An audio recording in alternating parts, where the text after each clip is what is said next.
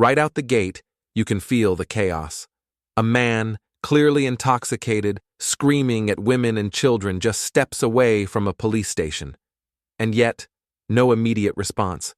Cameras rolling, tension rising, and auditors on scene ready to document everything.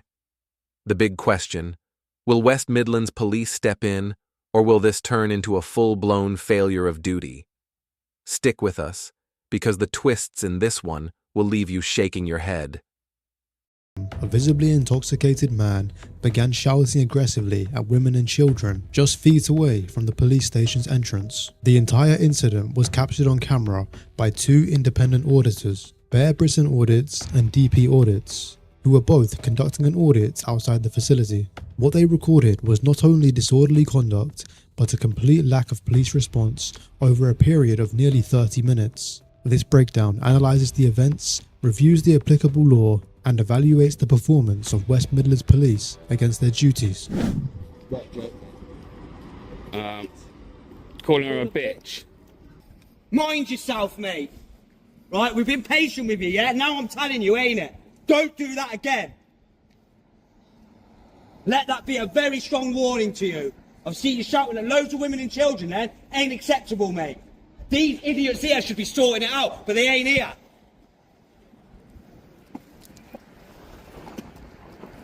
This is our first introduction to the man at the centre of this incident. He's visibly intoxicated, aggressive, and disturbing the peace, loud enough to be heard down the street. From a legal standpoint, this already falls within scope of Section 5 of the Public Order Act 1986. This standard doesn't require physical violence, it doesn't even require intent, only that the behaviour is likely to cause distress. No good, No bro. more shouting at women and children. I've told you now, don't let me catch you doing it again. You can't just be doing that, can you? I know you're drunk, I know you're intoxicated, Jay, but women and children are more important than you believe in.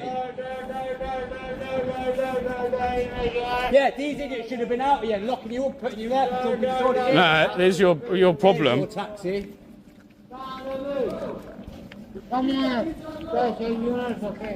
What do you mean leave him alone? He's starting on women. He's shouting at women and children, bro. He keeps shouting at women and children in the question. Nah, he's shouting at women and children. I won't leave him alone. I won't leave him alone. He's shouting at women and children. Not acceptable.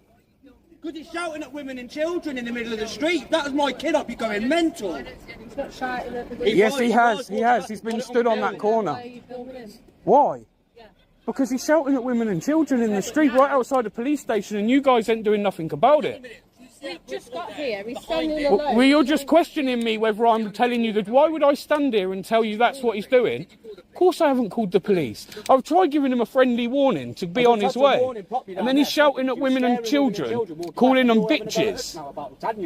I've got children, mate. I don't know about you, but if that was my missus or my kids and he was doing that, getting in their face, calling them a bitch, there's women that have just walked past quite scared of him, right outside the police station. What are you doing about it? So now you're asking me why am I filming it? I'm filming it because you lot ain't doing your job, even though it's outside the police station. For about 20 minutes, half an hour doing it. Always there. Oh, that's He's always he's always there. I'm dealing with you two filming us, can I? What? This is the heart of the frustration. The auditors put it perfectly. If any ordinary person was drunk and yelling at families, you can bet police would have swooped in. But because it's happening literally on their doorstep, the response is delayed, dismissive, and hesitant. Why the double standard? Do officers apply the law differently when they're being filmed? Drop your thoughts below, because this right here shows a massive gap between law in theory and law in practice. What do I want you to do? What would you do if I was intoxicated? You're about to drive out. Yeah, because I didn't know anything. What would you do if I was intoxicated in the street? Abusing people in the street? The auditors begin stating what any reasonable observer is now thinking.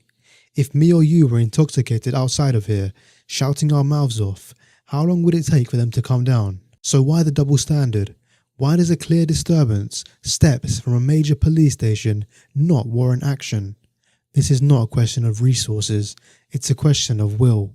Would we maybe talking at least a Section 5? Would we be talking at least a Section 5?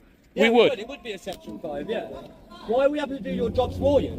And now this guy wants to come start because he's being filmed. He's being filmed because he's just abused women and children. We're getting officers to come to speak to you, so if you guys just calm yourself down and don't approach other people. He's just... Leave my brother here. If you're going to go to CTV, take it to the court. What? Leave the man alone. No, he's starting on women and children. He's been shouting at women. Yes, yes, yes. Yes, yes, yes. Take your friend. Is he your friend? Is he your friend? I don't care. Is he your friend? Ganging up on him. Not ganging. He's been women and children. He's starting on women and children. We do care. We do care. We ain't having this here. It's not happening. It's not happening. I ain't going to stand by and allow you to abuse women and children. Are you mad? Are you mad? Are you off your head? Are you crazy? Are you crazy? Get out the road first of all. Just get out the road. You're crazy. Is that the way you speak to women and children? Is that the way you speak to women and children? Huh? Is that the way you speak to women and children? Big man. You guys obviously aren't. Big man. Are you going to talk to me or are you going to keep shouting in the street? You guys aren't. Are you not going to deal with the people that are the actual issue? You guys obviously aren't from around here, are you? Yes, I'm from around here. I've never seen you in this area before. Coming out to speak. So because you've never seen me here, it means I'm not from here. I'm going to say this, you would understand the local people in the area, but you obviously don't. What are you on about? I'm from here. Okay. I live here. Well, that gentleman obviously knows who he is. Right, but just because he knows who he is, it's okay for him to shout at women and children. You're twisting the words now, aren't you? So why aren't you dealing with the issue, We're still dealing with you. When the auditor straightforwardly asks why the officers aren't dealing with the obvious issue at hand, the man harassing women and children, the officer's response is telling. He says, because we're dealing with you. This is a clear deflection and dismissal of duty to handle the actual problem. Instead of addressing harassment, the officers focus their attention on the auditor, simply filming and asking questions. This attitude is both frustrating and concerning. It suggests misplaced priority, where the police are more interested in controlling the auditor than protecting the vulnerable members of the public. It's a prime example of the dismissive and defensive posture some officers take when confronted with accountability. It raises serious questions about their commitment to public safety. But you haven't got to deal with me. I'm doing illegal activity. They're not. You're not. I'm not doing illegal activity. Shouting at a man there and wanting to get into a fight with him is not illegal activity. What? Oh my God, are you sure? Are you sure you want to go with that? Is that what you're going to try and say? This moment says it all. A police officer refuses to give his collar number after engaging a member of the public. That's not just unprofessional, it's against protocol. UK police are obligated to identify themselves when asked, plain and simple. Refusing feels evasive, almost like they know their conduct won't hold up under scrutiny. Thankfully, another officer steps in and does it properly, proving it takes nothing more than professionalism to build trust. But why wasn't that the default? You want to say that I'm trying to start on people? Trying to cause a fight? Is that what you want to say? Is that what you want to say? This camera's got 15, 16, maybe 17 minutes of footage that proves otherwise. But you're just going to jump to assumptions rather than deal with a public order offence. No, it isn't. I haven't cussed. I haven't cussed. I haven't used any profanities like he has. The conversation's over. Because you can't be asked to do your job. Okay. What's your collar number? If you've got any problems, What's your collar number? If you've got any problems, What's your collar number?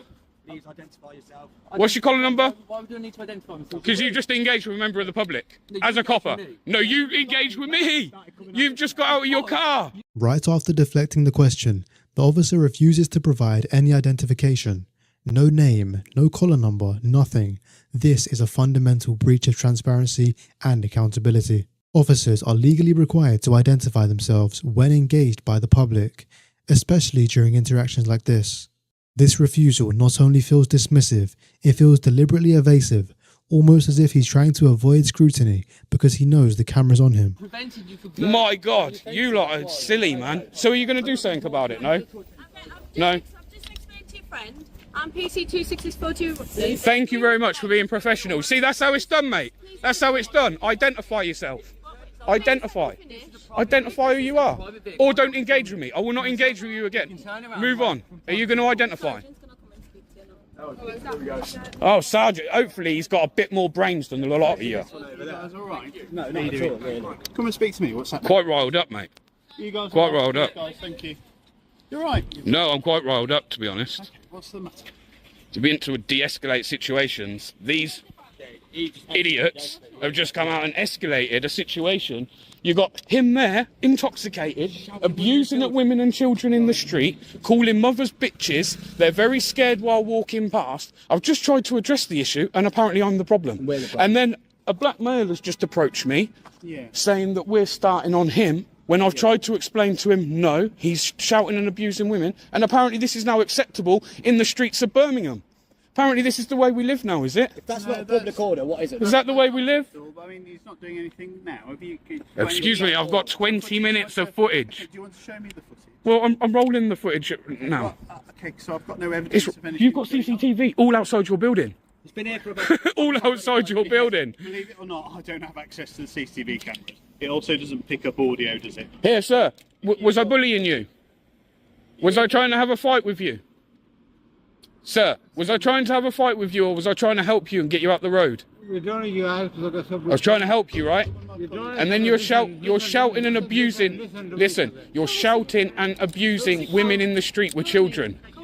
Hey, see, you're not actually going to deal with the issue. You're just going to move him on. He's been shouting at women and children in the street, right on the corner here. Okay, calling them bitches. Women have walked past scared. Children have walked past scared. Okay. Now, when I've tried to address the issue with your colleagues, or actually the people underneath you, Sergeant, they don't want to do anything about it. And apparently I'm the issue for filming this man committing an offence. Let me speak to him. Just come out. Bro, I don't want to get you into trouble. I just want you to leave women and children alone and go home. Go home. Go home. I don't want you to get in any trouble. Are the people he was shouting at still there, do you know?